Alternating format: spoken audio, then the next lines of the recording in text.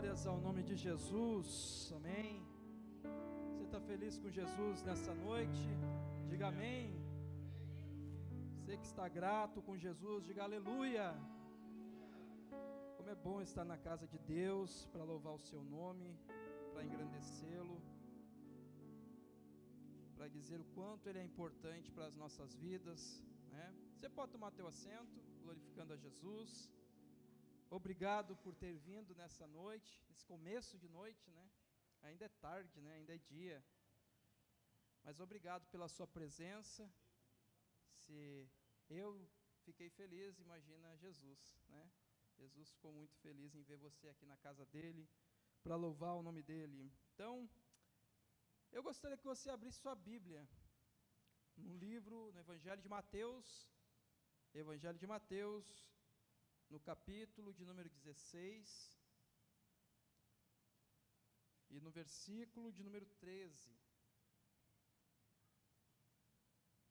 Mateus, capítulo 16, e o versículo de número 13. Quem achou pode dizer amém.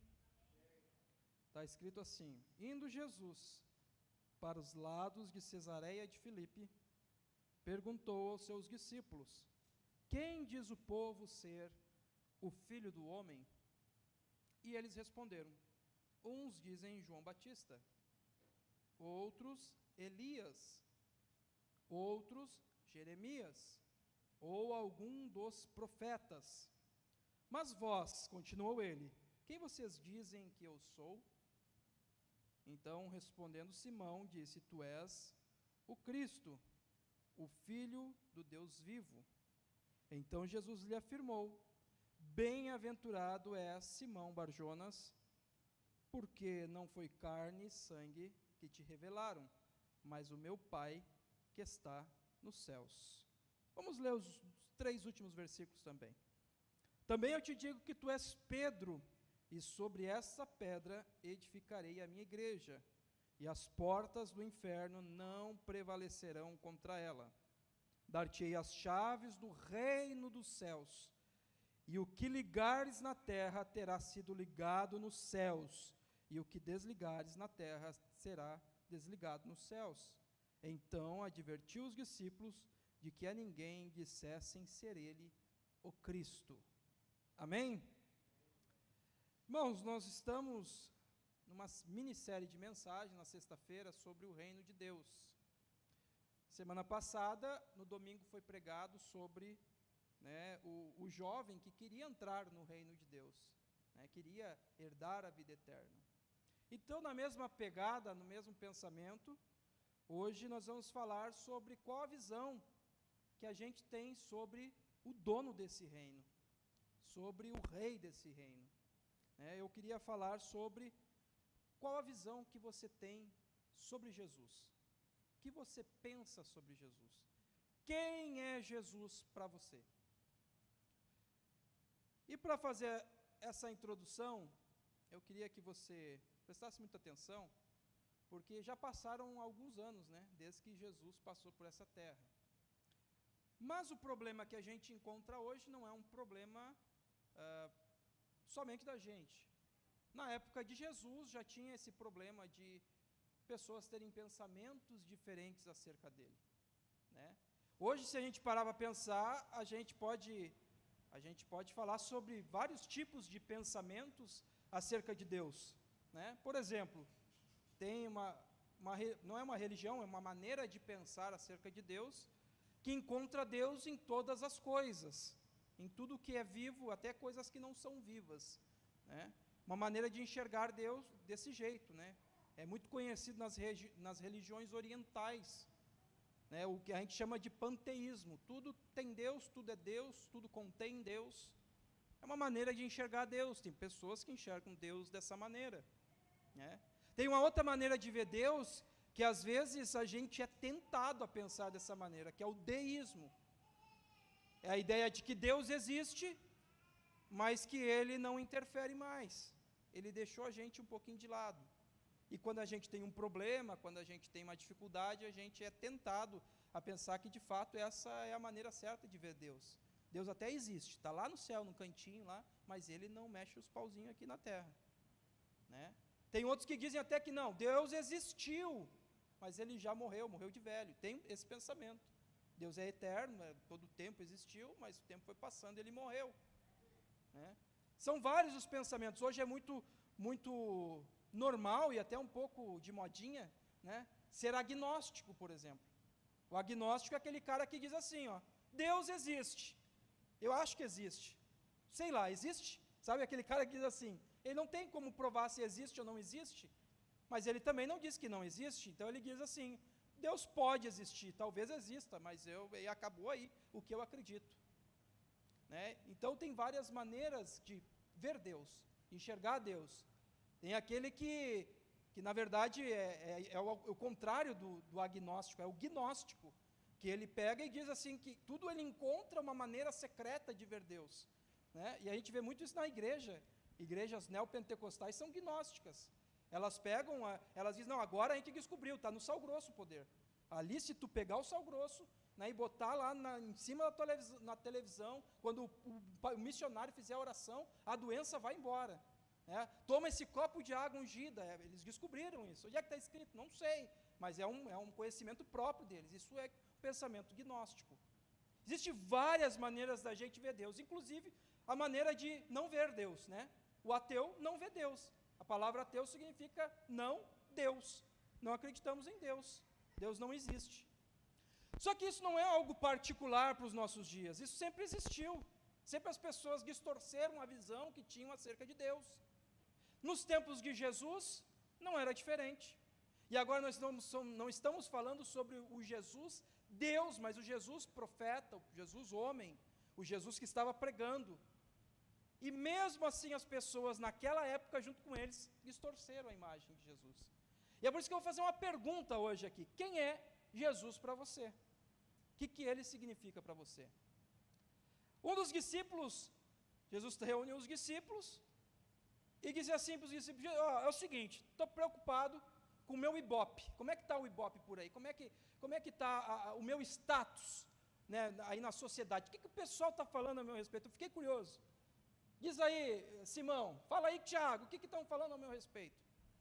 E aí a Bíblia diz que um dos discípulos, provavelmente, porque Jesus tinha enviado os discípulos para pregar de aldeia em aldeia, né, ele fez a grande comissão, e eles foram de várias cidades pregando o evangelho do reino, e as pessoas ouviam, outras não ouviam, alguns aceitavam, outros rejeitavam, e aí eles trouxeram para Jesus, na aldeia onde eu fui, Jesus, estão dizendo, lá naquela aldeia que o senhor é João Batista. Aí o outro diz, não, mas lá onde eu fui não falaram isso. Falaram lá que o senhor era Elias. Muito parecido com Elias, eles lhe acharam. Na outra aldeia disseram, não, lá na aldeia que eu fui era Jeremias. E outro disse, não, lá onde eu fui, eles desprezaram tanto que eles falaram, é só mais um profeta. E aí Jesus perguntou, mas e vocês? Quem vocês dizem que eu sou? Qual é a opinião de vocês que andam comigo? Qual a opinião de vocês que estão na igreja? Qual a opinião de vocês que dizem que são crentes ao meu respeito? Partindo desse princípio, meus irmãos, eu fiquei curioso para saber o porquê que essa galera achava que Jesus era outra pessoa. O que levou eles a entender isso? O primeiro que foi citado aqui foi João Batista. João Batista ele é contemporâneo de Jesus. Na verdade, João Batista tem a mesma idade de Jesus. A Bíblia diz que Maria estava grávida, foi visitar a sua parente lá, Isabel, está grávida de João Batista. Lá o menino até fica cheio do Espírito Santo no ventre de Isabel, dentro da barriga. Ele fica cheio porque ele teve um contato com Jesus dentro da barriga da Maria. Eles são parentes, eles são primos de sangue. E a Bíblia conta histórias que eles foram vistos juntos. Quando João Batista está batizando às margens do Rio Jordão, ele chama o pessoal lá, vem raça de víboras, se convertam, a ira de Deus está próxima, venham, se arrependam. De repente Jesus aparece no horizonte, e ele diz, olha lá, vem vindo o Cordeiro de Deus que tira o pecado do mundo, eu não sou digno de desatar as sandálias, os cadarços da sandália dele. E Jesus vem vindo, João Batista diz, aqui está o Jesus, eu que deveria ser batizado por ti, Jesus. E aí ouve-se uma voz do céu, não, esse é o meu filho amado, em quem eu tenho prazer. João Batista é visto por muitos batizando Jesus.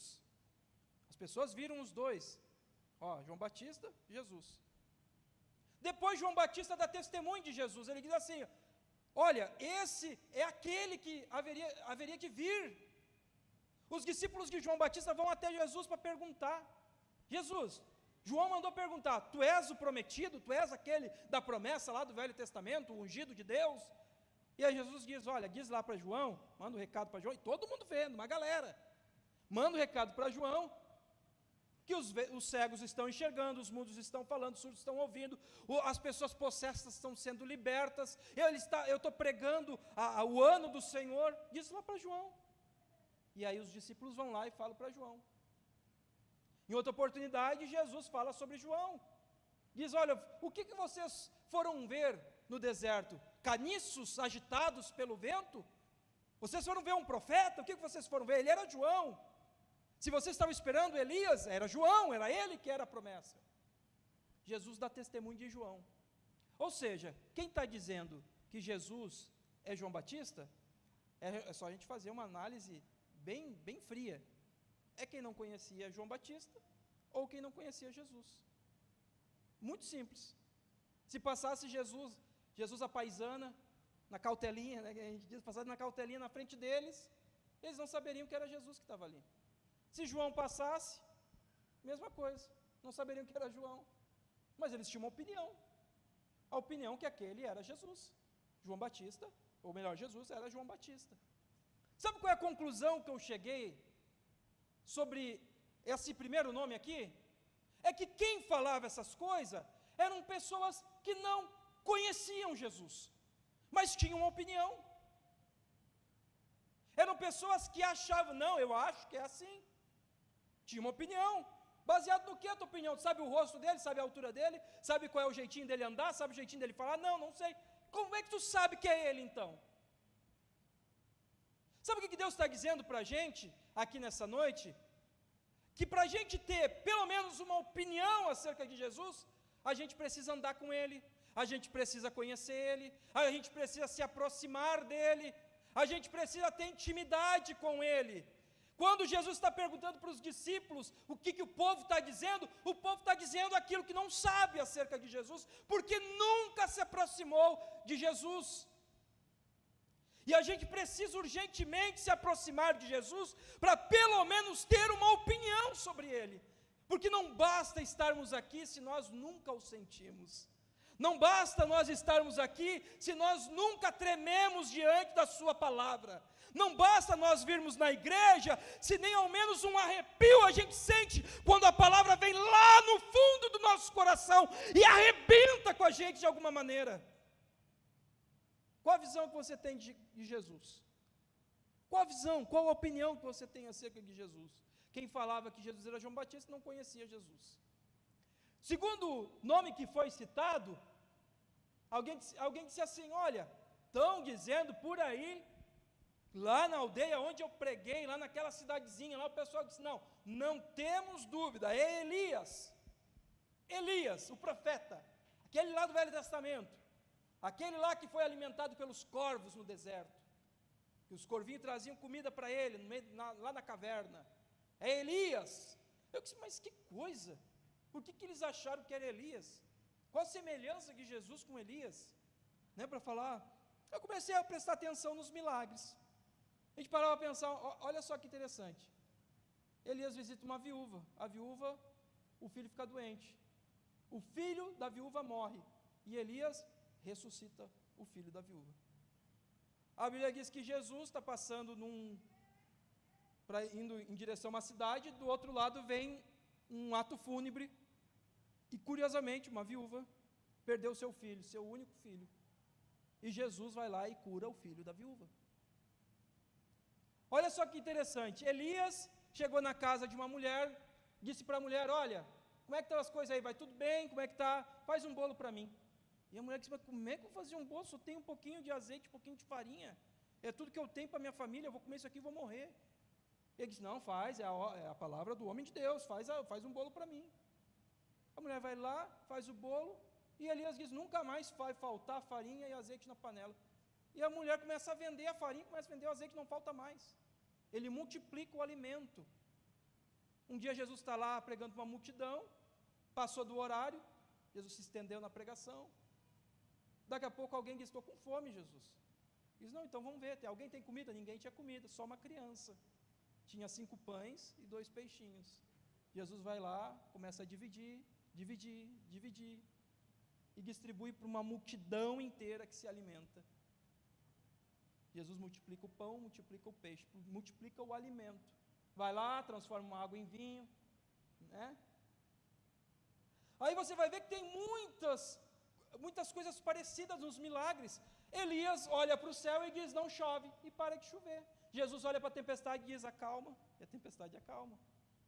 Jesus olha para a tempestade, diz para aquele vento, diz: aquieta-te, e o vento se aquieta. Elias olha para o céu e diz: desça fogo do céu, e desce fogo do céu. Parece que eles tinham uma coisa fenomenal, sobrenatural com eles. Aí o povo começou a achar: olha, é muito parecido com Elias. Ele deve ser o profeta Elias. Aí, inclusive, os discípulos que estavam perto de Jesus foram pregar numa cidade, se eu não me engano, Samaria, e eles vão pregar lá, e o povo de Samaria não era tão crente, tão fácil para o evangelho quanto o povo de Jerusalém. Eles tinha muita mistura religiosa em Samaria. Ele vai pregar lá, eles vão pregar, e eles não aceitam a mensagem. Diz: não, sai daqui, vocês estão pregando esses negócios aí, não queremos vocês aqui. Aí tem uma história de Elias, que Elias está no monte, e o rei Acabe vai até Elias, manda os seus soldados, 50 soldados no monte, e diz: Elias, você vai ser preso, homem de Deus, desce daí. E Elias diz: se eu sou homem de Deus, que desça fogo do céu e mate vocês. E 50 homens são assassinados pelo fogo que vem do céu. Vem mais 50 soldados, a Bíblia diz, fazem o mesmo: homem de Deus, desce daí que a gente quer conversar contigo. E Elias diz: se eu sou homem de Deus, que desça fogo do céu e consuma vocês. 100 homens mortos. Vem mais uma leva de 50 homens, e a Bíblia diz que falam a mesma coisa, mas antes eles foram mais espertos, diz: homem de Deus, tenha misericórdia de nós, não nos mate. E eles só são poupados porque falaram essas palavras para Elias.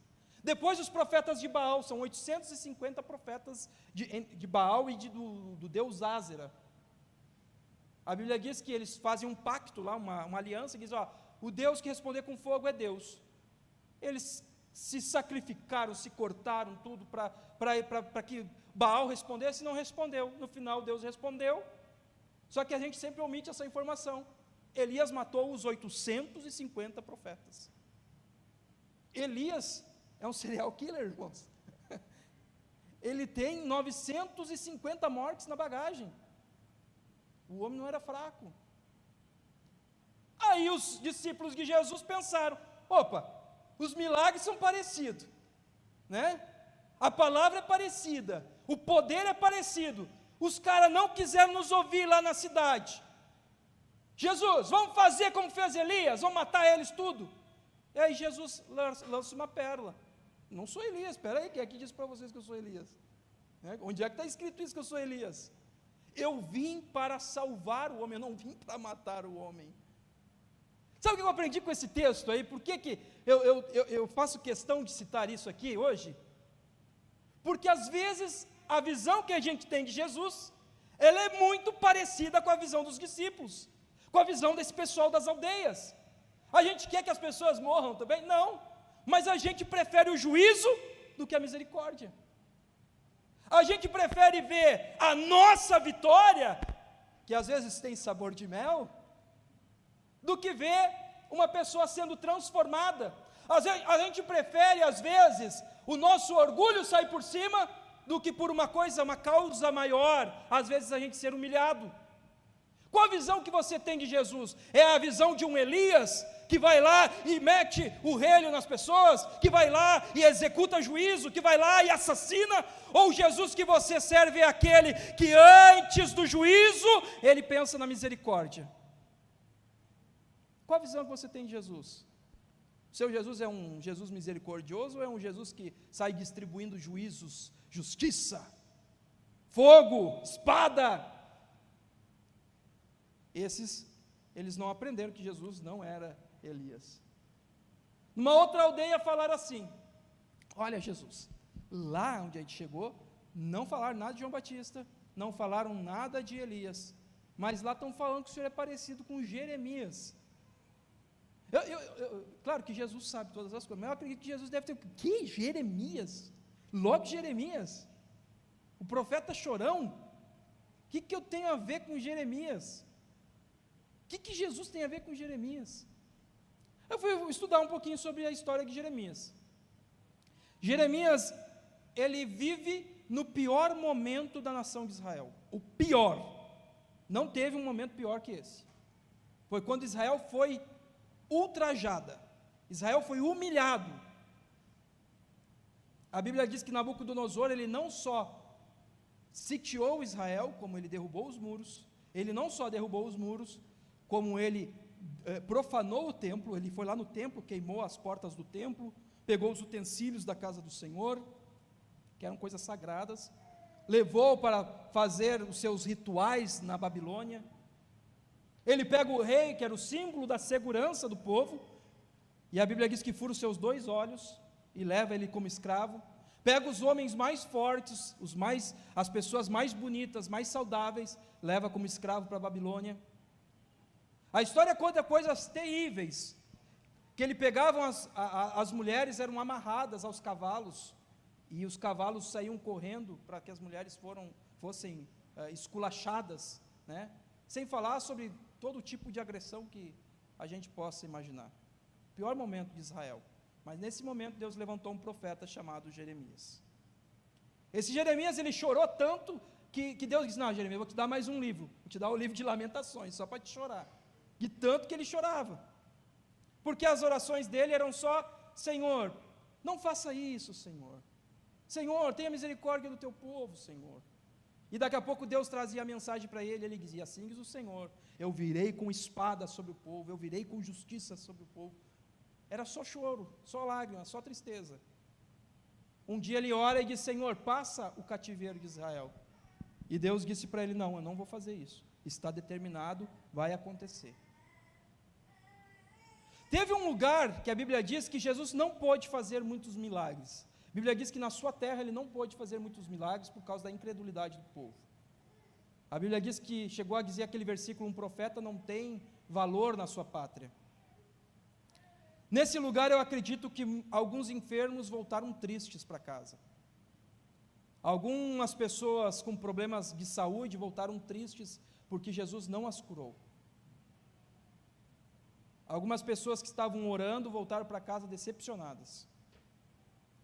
Provavelmente essas pessoas falaram: não, ele até é um homem de Deus, as palavras dele são boas, a gente conhece a história dele, mas ele é muito parecido com Jeremias. Ele ora e as coisas não mudam, ele pede e as coisas continuam do mesmo jeito, ele chora, mas não há livramento. Sabe qual é a boa notícia de Deus para a tua vida? Jesus não é Jeremias. Jeremias era limitado, Jeremias dependia de um ser superior. Jesus não depende disso, Jesus tem a sua própria vontade. Jesus, quando você ora para Ele, Ele está pronto para estender as mãos para a sua vida. Não existe algo que Jesus seja impossibilitado de fazer, senão que Ele queira. A boa notícia de Deus para você é que você pode orar sim, porque Jesus vai ouvir a sua oração. Você pode buscar sim, porque Jesus vai resolver o teu negócio, Jesus vai resolver a tua causa, Jesus vai responder a tua prece. Jesus não é Jeremias. Estão dizendo mais alguma coisa por aí? Olha, Jesus, o que eu tenho para te dizer não é muito bom não. Lá onde a gente foi, estão dizendo que o Senhor é só um profetinha qualquer. Mais um que apareceu aí falando, mais um que apareceu dizendo coisas diferentes, dizendo que é de Deus, dizendo que faz e que acontece. Jesus é mesmo? Estão dizendo que o Senhor é um profeta qualquer. Irmãos, tem pessoas que têm opinião e não conhecem. Tem pessoas que acham que Jesus é um Deus de julgamento. Tem pessoas que acham que Jesus é um Deus incapaz, quando olham Jesus tipo Jeremias. E tem pessoas que acham que Ele é apenas mais um. mais uma oportunidade de roubar o povo, mais uma mentira contada, mais uma história da carochinha para prender crente. Não sei se você já ouviu, mas quantas vezes a gente foi chamado de gado por ser crente? Sabe o gado que é conduzido? Para essas pessoas, Jesus era apenas mais um profeta qualquer, mais uma religião que surgiu. E eles não, de certa forma, eles não estão errados, porque para alguns realmente, Jesus é uma religião. Para alguns realmente, Jesus é eu já ouvi falar que Jesus é um estilo de vida. Só que eu quero dizer para você, nessa noite, nesse começo de noite, que Jesus não é uma religião. Uma das coisas mais lindas em Jesus é que Ele é um ser pessoal. Além de ser um ser pessoal, Ele é um ser relacional. Ele é uma pessoa que se relaciona. Ele não é um estilo. Jesus não é um estilo de vida. Jesus não é uma religião com dogmas, com preceitos, que eu faço isso, ganho isso, faço aquilo, acontece aquilo. A gente precisa tirar isso do nosso coração. O cristianismo é uma religião, mas Jesus não é uma religião. Jesus é Deus. Jesus é Deus, é um ser relacional que está aqui nessa noite para se relacionar com a gente. Não se limita a essa noite. Ele mora dentro da gente. Para onde a gente vai, aonde a gente chega, Ele está com a gente. Se a gente passa por problema, Ele passa com a gente. Se a gente peca, Ele está vendo a gente. Se a gente acerta, Ele está vendo a gente. Qual a visão que você tem desse Jesus? Quem Ele é para você? O que Ele significa para você? É o homem da barba branca sentado num trono, pronto para julgar, com a espada na mão, que manda os seus anjos de fogo, né? Ou Ele é aquele outro homem barbudinho, todo de vermelho, com uma pança bem grandona, pronto para dar presentes no Natal para você? Um Papai Noel, que você pede e recebe, um bom velhinho. Quem é Jesus para você? Simplesmente um ser que serve para dar? Ou simplesmente um ser que serve para exercer juízo? Alguém pode dizer: Ele é meu amigo, Ele é meu Senhor, Ele é meu Deus, Ele é meu companheiro, Ele é o amigo sempre presente. Aí perguntou Jesus para os discípulos: e vocês? Já que vocês estão falando a opinião dos outros, quero saber a opinião de vocês. Quem vocês dizem que eu sou? E a Bíblia diz que Simão, o mais impulsivo dos discípulos, pula na frente e diz: Jesus, Tu és o Cristo, o Filho do Deus vivo, Tu és o prometido de Deus. Depois da gente ter visto que o Senhor cura os enfermos, depois da gente ter visto que os demônios se submetem a Ti, depois da gente ter visto que as Tuas palavras dentro da gente dão um sentimento de vida eterna, depois da gente ter recebido paz, depois da gente ter recebido conforto, consolo, depois da gente ter trocado o nosso fardo pesado por um fardo leve, nós não temos outra resposta senão dizer que Tu és o Filho de Deus, o próprio Deus, a promessa do Pai, o Senhor de toda glória, o Emanuel, o Deus conosco, o Pai da eternidade, o Príncipe da paz. Eu não sei você, o que Ele significa para você, mas se Ele tem alguma importância, alguma relevância, algum significado, eu te convido a levantar tua mão e dizer: Jesus, você é incrível, você é o Deus, o ser sensacional que o Senhor é. O Filho de Deus, Simão diz: eu não tenho outra palavra para te descrever senão o Cristo, o ungido, o prometido. Aleluia. Jesus olha para Simão e diz: olha só, Simão, tem um mistério para te contar agora. Não foi carne e sangue que te revelaram isso, foi o meu Pai que está no céu. E digo mais: você é Simão, você é Pedro, uma pedrinha que significa na língua original, mas sobre essa pedra, Jesus, eu edificarei a minha igreja, e as portas do inferno não prevalecerão contra a igreja do Senhor. E o que você ligar na terra será ligado no céu, e o que desligares da terra será desligado no céu. Jesus disse para João: quem me enxerga como Cristo recebe a chave. Quem me enxerga como Cristo recebe poder. Quem me enxerga como Cristo recebe vitória da parte de Deus. Aleluia. Como você enxerga Jesus? Ora mandarabachara mandarabagai. Qual a visão que você tem de Jesus? O que ele significa para você? Ah, ele é meu amigo. Já falou com ele hoje? Ele é alguém que está sempre presente. Já falou com ele hoje? Fica em pé em nome de Jesus.